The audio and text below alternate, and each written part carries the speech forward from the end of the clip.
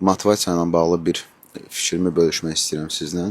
Kitabların birində rast gəlmişdim ki, sən nə qədər motivasiyalı olsan da, sənin motivasiyan sənə Ronaldodan güclü futbolçu eləmir. Motivasiyadan öncə çalışmaq lazımdır.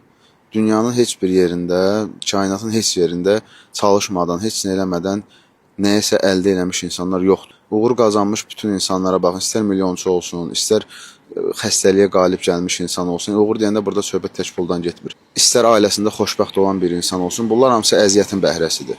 Yəni əziyyətsiz heç bir bəhrə yoxdur. Bunu biz təbiətdən də görə bilirik ki, toxum səpməsən ağac və yaxud da hər hansısa bir bitki yetişməz, mümkünsüz bir şeydir. Bunun üzərində biraz işləmək lazımdır ki, biz əziyyət çəkməliyik ki, bəhrəsini görək. Dinimizdə də belə bir söz var ki, Allah deyir səndən hərəkət, məndən bərəkət. Yəni biz durub yerimizdə sayıb, ay mən bu işdə işləmək istəmirəm, ay mən o işdə işləmək istəmirəm deməklə heç nə əldə eləməyəcəyik.